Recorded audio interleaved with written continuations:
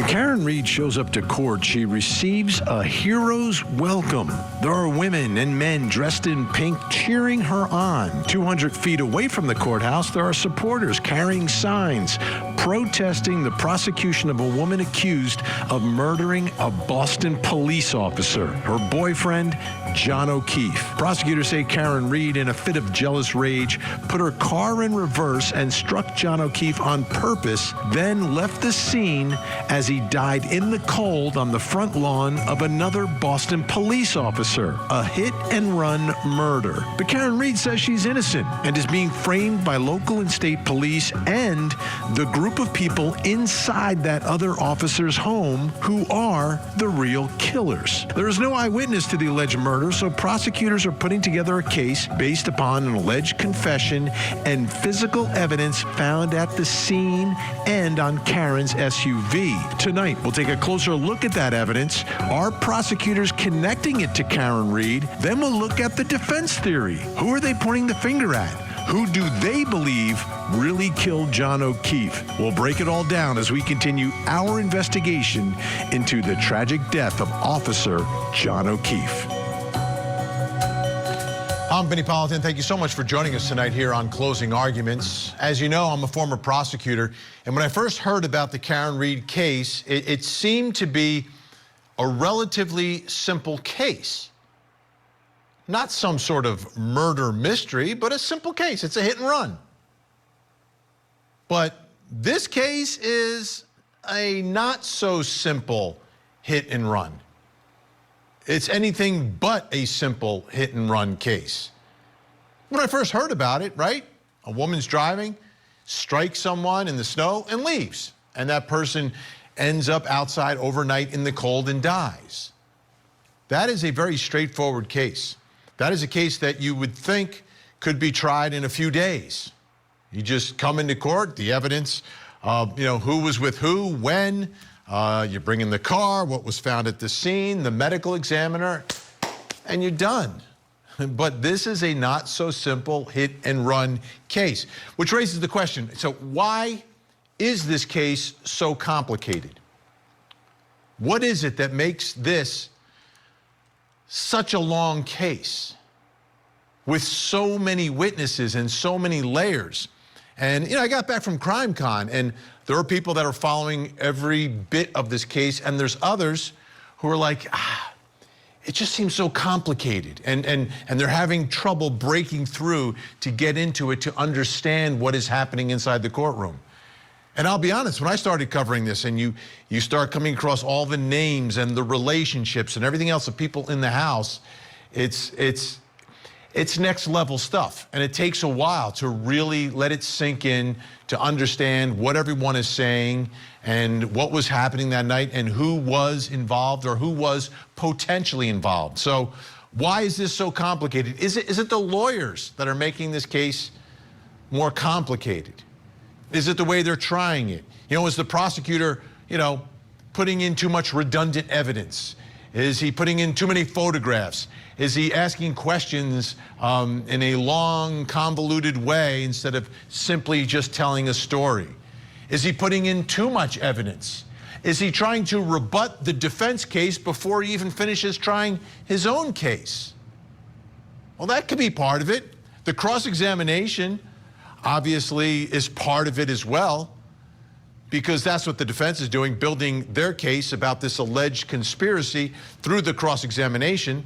They'll have an opportunity to call their own witnesses, but a big part of this defense case, as most defense cases, is challenging witnesses. But in this case, it's not just challenging the witnesses, it's you're trying to prove something else while you're doing it. So yeah, it's part on the lawyers, but it also is it the evidence itself, because of the way the evidence was gathered and what it means. It's not super simple. So there's going to be potentially DNA in this case. You've got pieces of forensic evidence. Then you've got all the eyewitness testimony evidence. And there's just a lot of people involved, because there were people at the bars. There were people in the house. There were people there that morning. There's all the responding officers. You've got the Canton Police, the Massachusetts State Police. So you've got a lot of people, and when people testify, that's evidence. So the evidence is slowing it down as well. But when you think about where we are in all this and like who's ahead, who's got the advantage, who's winning, personally, I believe anytime a simple case is made more complicated, I think it's advantage defense. And I think the greatest example of that was the O.J. Simpson trial, which took 9 months. 9 months. I mean, a long murder trial like this is going to take a few months, 9 months. So it was a case that became much more, complicated, convoluted, and in the end, it benefited O.J. Simpson and the defense. Now, I don't know what's going to happen here, but what I do know, from my experience as a prosecutor, I always wanted to keep everything simple. Simple. Even if it was the most complicated case in the world, my opening statement would always begin, ladies and gentlemen, this is a simple case. Even though I knew it was a little more complicated than that, but you've got to get them in that mode, and that's not what is happening in Dedham, Massachusetts. So, because it's complicated, we need help. Let's bring in Court TV crime and justice correspondent Matt Johnson, joining us live from outside that complicated courthouse in Dedham, Massachusetts tonight. Matt, great to see you. I bet you didn't think you were going to be there like all summer long, but you may very well be there because this trial continues. So let's get into what I think is significant in this case, right? This is like the meat of the case, I think, for prosecutors, which is some of the forensic evidence, the cocktail glass, the glass on the bumper, the glass at the scene. Can you explain this to us and what happened today? Vinny, nice to see you in what is now week 6 in what was supposed to be a 3-week trial.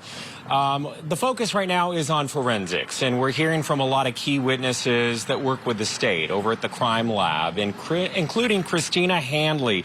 And she was tasked with testing out all of the pieces of glass that were found at the crime scene near John O'Keefe's body, and also glass that was found on Karen Reed's car, her SUV. Take a listen. The drinking glass from item 3-2 was a physical match for 6 of the pieces from item 7-12, which was glass recovered from the scene, correct? Correct. And then the 2 of the pieces from item 3-3, or one of the pieces, excuse me, piece E from 3-3, which was from the bumper of the defendant's vehicle, was consistent with piece of clear glass from 7-14, which was found on the ground, correct? Correct. So if you're the jury and you're going to have to break this down in a few weeks, Vinny, today they were shown the video again of Karen Reed and John O'Keefe over at the bars here in town. And the one bar where he left with a drinking glass in his hand, that was shown to this jury today. That's how they left the day. Really important stuff, because remember at the beginning of the trial, weeks ago, it was Sergeant Michael Lenk that showed them a drinking glass out of a bag, an evidence bag, and it was broken.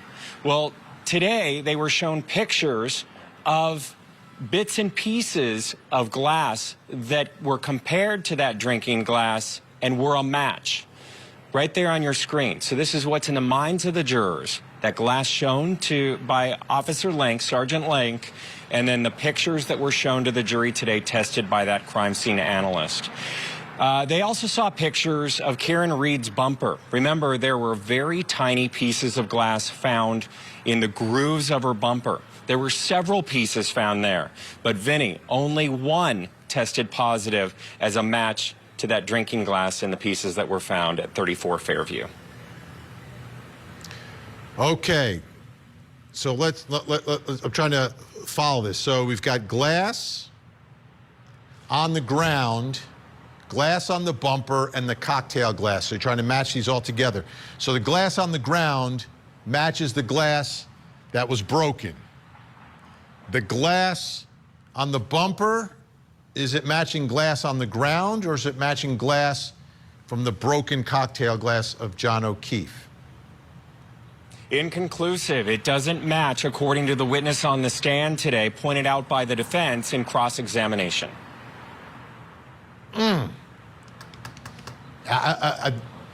Jurors' heads are spinning with all this. What does this mean? What does this mean? Okay, so let's talk about that cross-examination, because that's a big part of this case. You've got to challenge the evidence. Obviously, the defense is not going to accept everything the prosecution's putting out there, so what are they saying? You know, they're really just doubling down with building their case in their cross-examination. And the defense is really talking a lot about the police protocol and the procedures of collecting the evidence and the trouble there, as they're pointing out. And they're also really doubling down on the conspiracy theory. And their third-party defense, including the person that they're really pointing the finger at right now, is Trooper Proctor, the lead investigator. Here's what was said in court today. Trooper Proctor is now finding these pieces over 2 weeks after the smaller pieces were found by Trooper DeChico, correct? Objection. Sustained. February 18th is nearly 3 weeks after January 29th, is it not? Correct. This larger piece of red plastic, like the previous two that you just identified, were all found on February 18th, about 3 weeks after January 29th, correct, according to your records? Correct. And regarding these last 3 evidence bags, labeled item number 713, 715, and 716, in February of 2022, from February 8th to the 18th, those were all plastic pieces collected by Michael Proctor, correct? Correct. In addition to collecting those plastic pieces on all those different days, Michael Proctor was also the person to hand deliver those last 3 evidence bags, all on March 14th of 2022, correct? Correct. So some of the most important pieces of evidence that the jury has seen pictures of and hearing testimony about, the really large pieces of what match up to be the missing pieces from Karen Reed's SUV, her taillight, they're found at 34 Fairview, but 3 weeks later, after all the other initial searches, and they're found by Trooper Proctor. So his name was mentioned no more than 10 times today. He is still yet to be called. Today I was asking Alan Jackson, well, if the state doesn't call him, are you going to call him? And he said, oh, yeah, I will. Because remember, the judge was asking prosecutors loudly before this trial even started, how are you going to put on a case if you don't call Trooper Proctor? Yeah. Well, I've seen it done. I've seen, you know, the investigator not testify in trials here through the years at Court TV. It's unusual, but instead of putting the investigator on, they put all the witnesses who told the investigator, you know, or where the investigator got his information from. But most of the time, you kind of put them on to tie the case together at the end, tie up all the loose ends and tell that story. So that would be fascinating to see how that all plays out. Let's talk about John O'Keefe's clothing. What evidence was found there? Such a big moment today, and this was actually bombshell testimony, if you ask me, coming from the state crime lab tech who was tasked with taking a closer look at John O'Keefe's sweatshirt and his clothing, and she ran it under the microscope and saw tiny, tiny fragments of plastic. Take a listen. The clear plastic from item 7-18.18 was found to be consistent in color and instrumental properties with the examined portion of the clear plastic from the taillight. The examined portions of the red plastic from item 7-18.18 was found to be consistent in color, microscopic appearance, instrumental properties with the examined portions of the red plastic from the taillight, item 3-1. So accordingly, the red plastic from 7-18.18 could have originated from the red plastic from item 3-1, the taillight, or from another source with the same characteristics. So when Trooper Buchanan was on the stand, it really drove home just how emotional this whole thing is for the victim's family. Peggy O'Keefe, seen in the gallery, she's there each and every day. She was wiping away tears. She had to leave at one point in time during his testimony because he was talking about the way in which the injuries to John O'Keefe, her son, and he was also, they were showing autopsy photos to this jury. And then there was a big moment where he got the evidence bags. He put his gloves on, he opened them, and he started showing this jury those clothes close up. You could see the stains on them, and it really drove it home for them. But this jury, they miss nothing. Vinny, you've been in the courtroom. They sit directly across from Peggy. They noticed that. They noticed her leaving today. And when she left court, I was out on the courthouse steps today, too, asking her if she's doing okay. She's not talking to the media, but she nodded that she was doing better after that. Not easy stuff. Not easy stuff. Matt, thanks for making everything a little more simple out of Dedham tonight. We will speak with you again tomorrow. Thank you so much. Let's try to get a little more clarity tonight. Let's bring in forensic criminologist Dr. Laura Petler is with us. Laura, great to see you. Thank you for joining us. I want to start first with what Matt was saying here about, and I think this is extremely important, the tiny fragments that are found on the clothing. But I was listening to the words of the witness, consistent with, could have been. So what's the magic in those words, and how compelling is this evidence to you of these plastic fragments compared to the tail light, the clear and the red? Hi, Vinny. Great to see you. Thanks for having me tonight.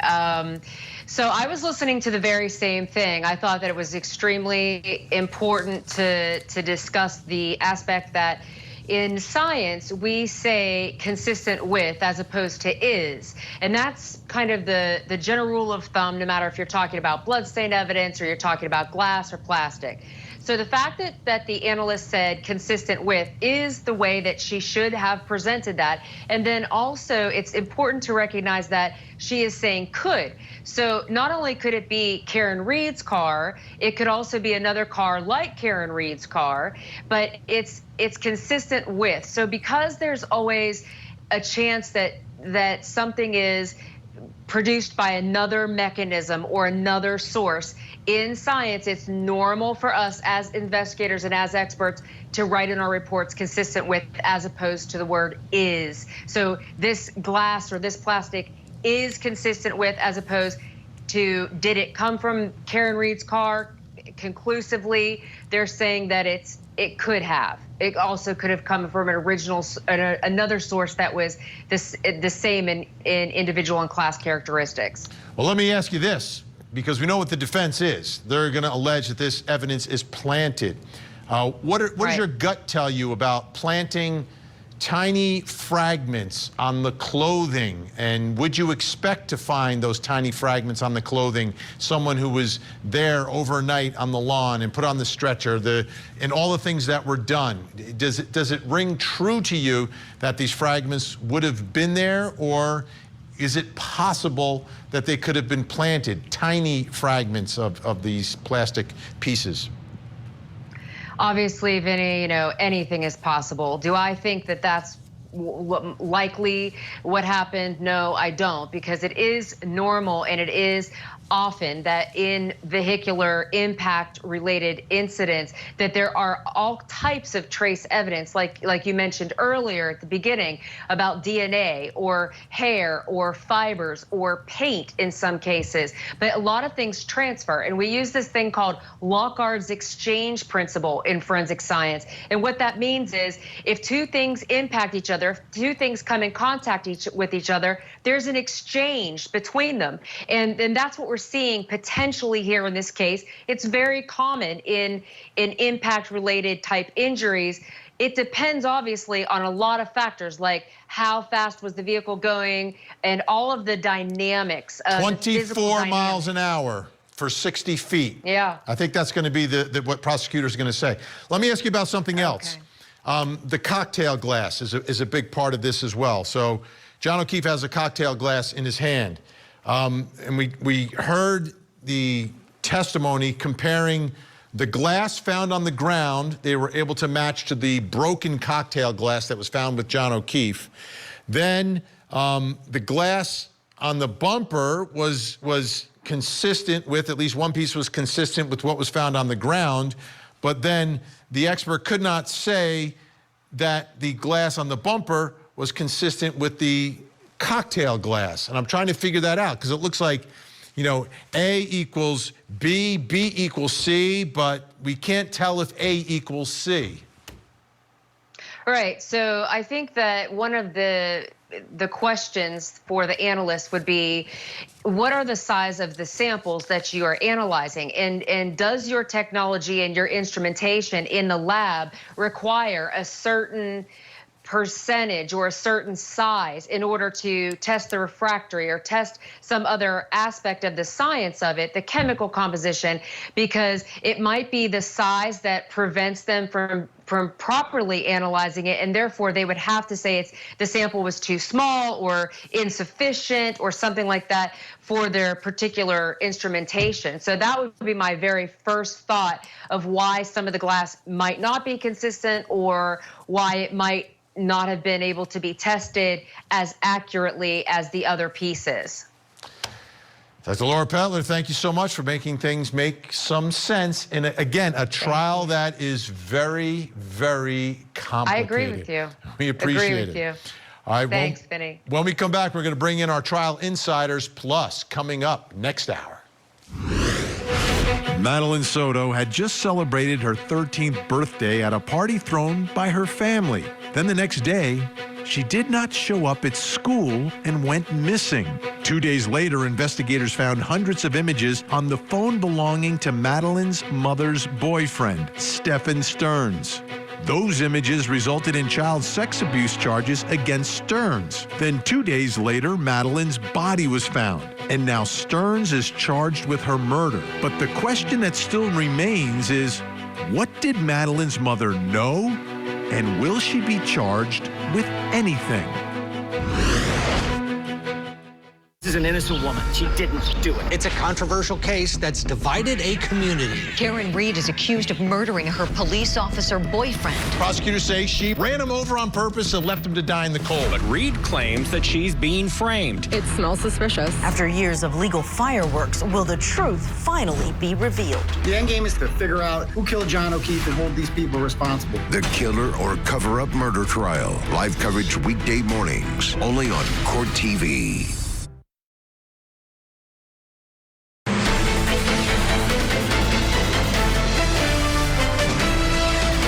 So as you sit here, none of the items on the bumper were deemed to match the cup, correct? Correct. All right. Okay, this cocktail glass and the pieces and what matches with what, I think it's a big issue. I think it's a really big issue. You just heard the forensic scientists say that the glass on the bumper of Karen Reed's car did not match the drinking glass that was found, the broken drinking glass. So that's not a match.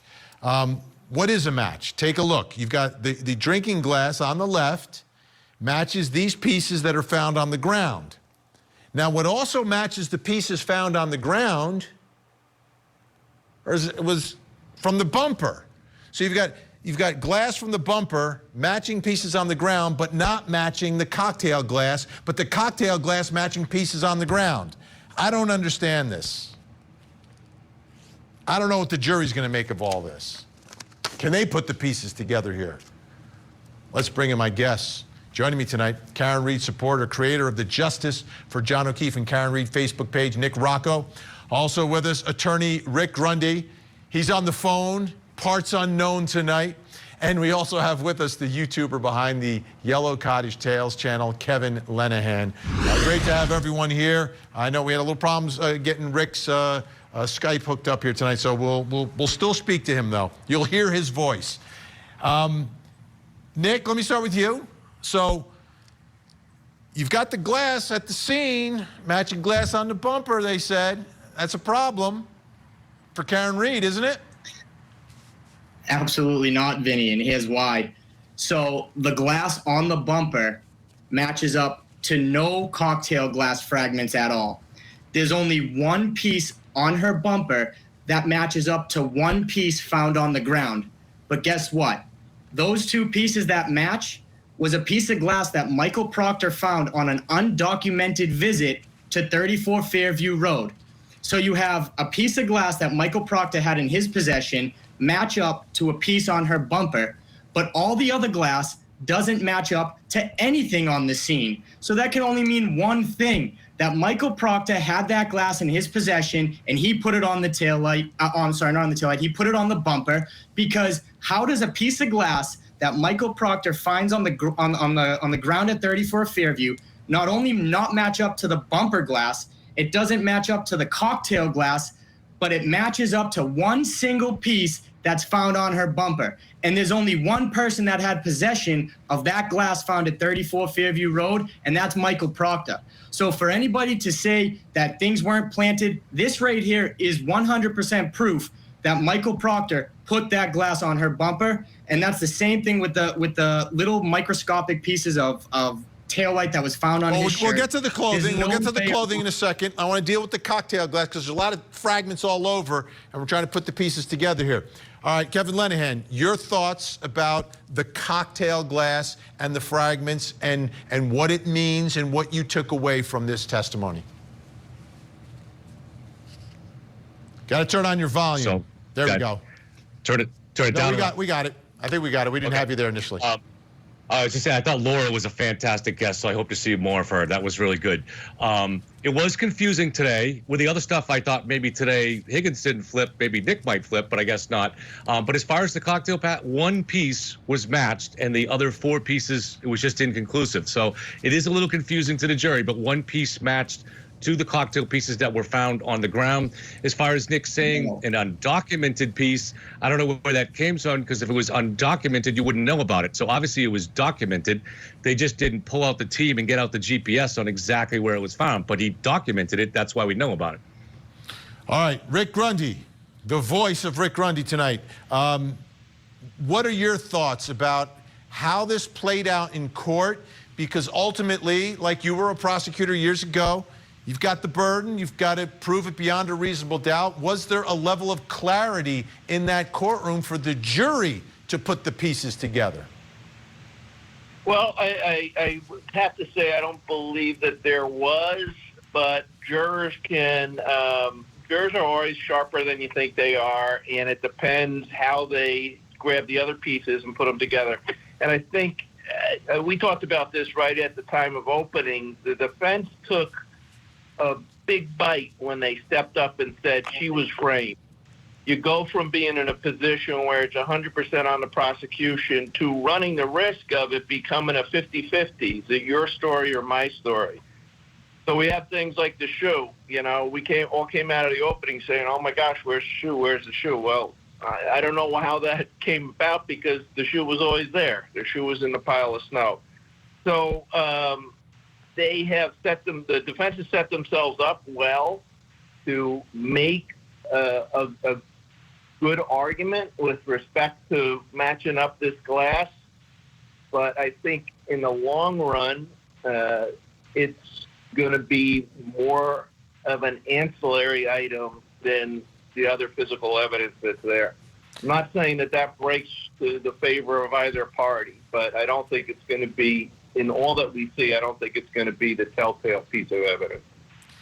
Okay, let's talk now about John O'Keefe's clothing. And this is, you know, if the jury believes this evidence, this is very compelling evidence that his clothing has tiny fragments consistent with the tail light, tiny pieces of plastic, looking at it, you know, microscopically.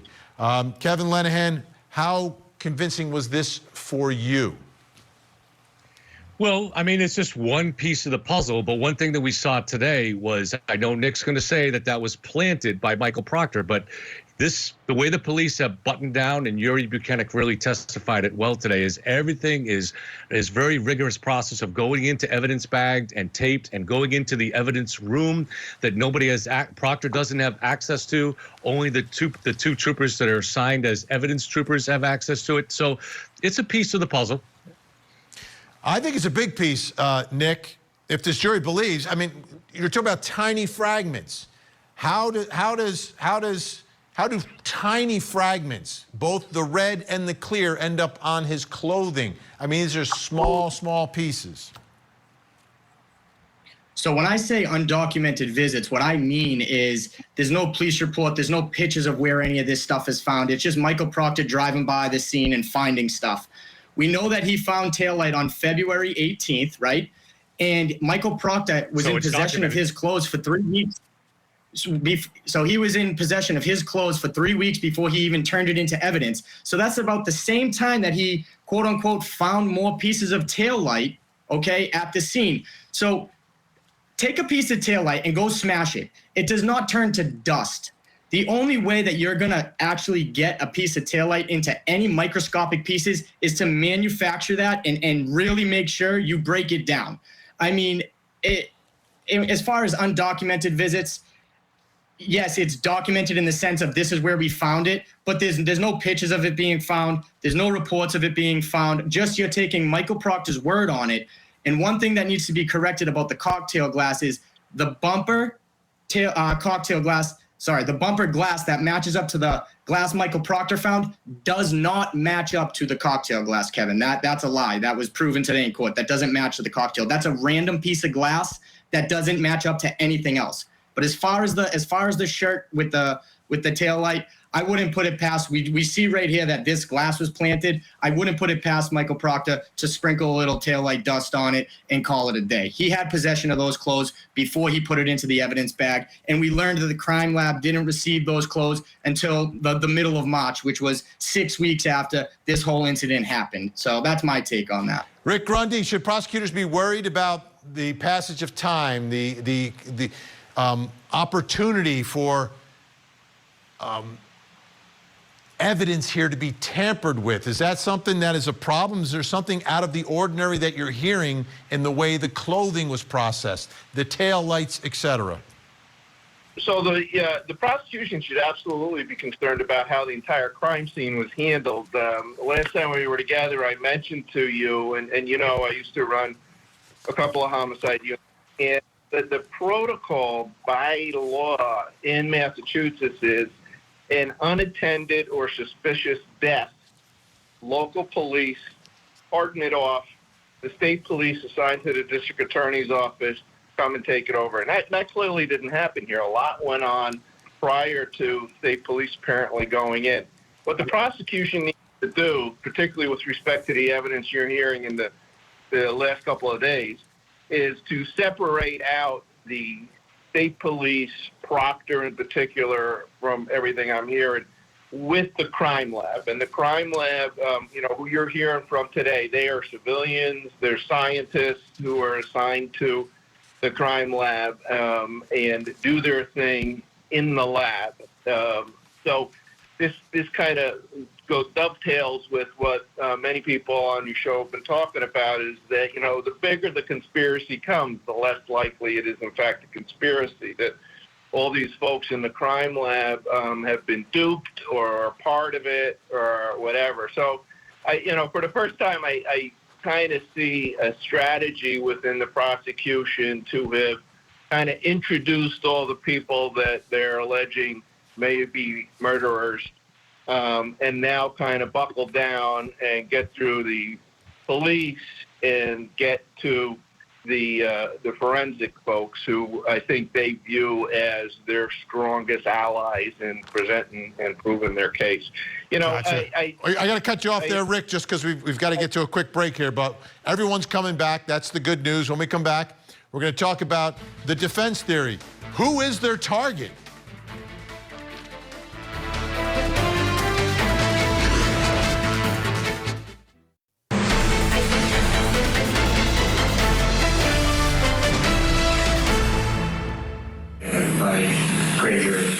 Okay, you're aware taken out by Brian and Colin Albert. I mean, we're all in on the same joke, right? My tail light is cracked and John was pulverized. That was Karen Reed when she was arrested and charged with murder, rearrested and charged with murder. And there, she seems to be pointing the finger at Brian and Colin Albert as being the ones who murdered, killed John O'Keefe. Now, when she said Brian, did she mean Brian Albert, who's the homeowner? Did she, and she obviously meant Colin Albert, but then there's also Brian Higgins in the middle. So who exactly does the defense believe is responsible for this killing? Is it Colin Albert, Brian Higgins, or Brian Albert? Brian Higgins, during the course of this trial, when I was at CrimeCon, a lot of people were talking about Brian Higgins, partly because of these flirty text messages with Karen Reed. Defendant responded, "You're hot." I responded, "Are you serious or messing with me?" Defendant responded, "No, I'm serious." I responded, "Failing is mutual. Is that bad? How long have you thought that?" Defendant responded, "Are you okay driving? You don't want to stay here." I responded back, "I'm fine. I have an office at the PD." You didn't answer the question. And then it starts to say, defendant said, "Rather you stay here." And then there's also Brian Higgins getting rid of his phone. In September of 2022, you were served with a preservation order for your phone, were you not? Yes. After September of 2022, you never received anything in writing that canceled or lifted that preservation order, correct? That's correct. After September of 2022, you made the decision to dispose of your phone without consulting anybody about the decision to throw out your phone, correct? Yes. But then we also saw this photo of Colin Albert's knuckles. 17-year-old Colin Albert. You could see them. They're scarred up, have some scabs on them, on the knuckles. So is it Colin Albert? Here was his explanation for what happened to his hand. How'd you get those injuries, Mr. Albert? We can pull lights up. I was at a party, my house party my senior year, and I remember it being icy out, and it was kind of like a steep hill of a driveway, and I was walking up the driveway, and I slipped down the driveway, and I tried to catch myself, but I had something in my left hand, so I had tried to brace myself with my right hand, and I ended up sliding a little bit down the driveway. What'd you have in your left hand? If I remember, it was either my phone or a beverage. All right, so let me try to get some clarity here. We've got our trial insiders back with us. Nick Rocco, who do you believe is the target here of the defense as being the real so-called killer? I don't think there's one specific person that they're going to try to put the blame on. I truly believe that all three of those people had something to do with John O'Keefe's murder. As far as Colin Albert, taking on John O'Keefe by himself, I don't think that would be possible. I think his uncle and Brian Higgins clearly had something to do with that. And between all the deleted phone calls, the butt dials, the throwing out of the cell phones, Colin Albert lying, saying he's never been in a fight before. Now there's 3 videos. I'm sure more are going to circulate of him being in fist fights. And also the fact that Brian Higgins claimed he didn't know that John and Karen were coming back to the house. Yet at around 12:22, he sent John a text and said, "Where are you?" Almost insinuating like, all right, find out where he is so we know when he's coming. So I don't think it's going to be one specific person that they're going to try to say, this is the killer. I think all 3 of them had something to do with it. All right, Kevin Lenahan, which of these do you believe is the most problematic for the prosecution in front of this jury in the way the testimony and evidence has been presented so far? Well, you get another photo there that was presented at trial, if you can find it, that shows from a week earlier that Colin's knuckles are clean and taken at a party about a week after the 29th when John died. So I think you're running out of room here to hang a conspiracy on, because as you saw today, the SUV arrived at 5:31. It went into the garage at 5:36. We have video of it now, and the entire Mass State Police CERT team was digging by 5:41. So there's just no room to put it there. So you're running out of anywhere to really hang any kind of a conspiracy theory here, if you ask me. Rick Grundy, is it problematic if you've got witnesses who the defense is sort of implicating as doing something wrong, and you've got people wondering why phones are being destroyed?